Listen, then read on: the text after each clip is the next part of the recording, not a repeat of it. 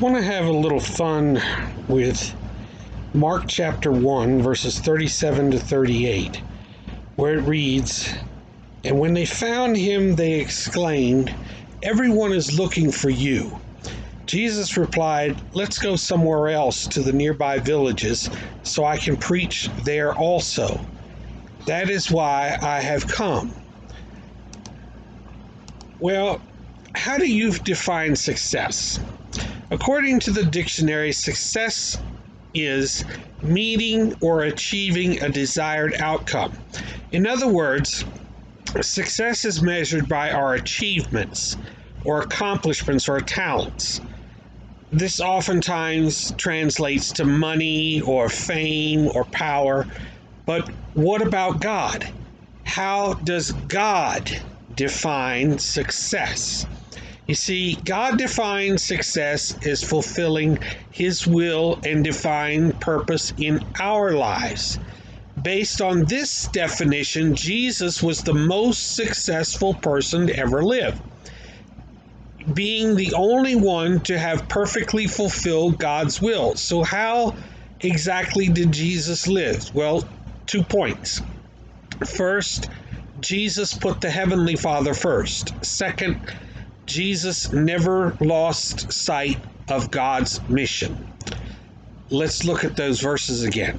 Jesus' entire purpose was to bring humanity, you and I, back to God. He wanted as many people as possible to experience God's grace and forgiveness, but his disciples didn't always get that.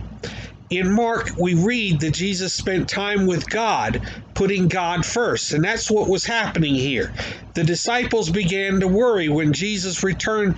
Peter had a few concerns, and he says, "Everybody's looking for you." And Jesus said, now what really meant was, "Jesus, where you been? There's a big crowd out here. 200 people are outside looking to be healed. Basically, we got the largest church in the region. Momentum is really taking off. Let's stay focused and get to work." Now that's my paraphrase here. Don't shoot the preacher here. But Jesus, as having spent time with God, was remaining focused on the mission. Get that here. Instead of catering to the crowd, he told Peter it was time to move on. Now, let me get this straight here. Miracles are important. Ministry is also important. Helping is also important. But nobody's heart is changed by a miracle alone. Jesus was remaining focused on his calling by remaining connected to God first, even in the face of his disciples' good intentions. This is how he was successful. You see, our lives get full of distractions like family and friends and work and obligations and social media and all of those distractions. Now, not all distractions are bad, don't get me wrong. But if we aren't careful, we can lose sight of God's purpose for our lives. So how do you define success? If the success you're seeking is only temporary, or is it eternal? You have to ask that question.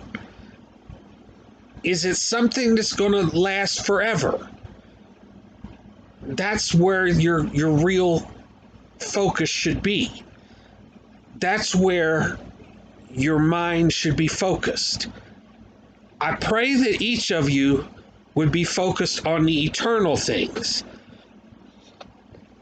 The way to figure it out is put God first in everything in your life, and then everything else will fall in place naturally. That's the easiest way to get through life.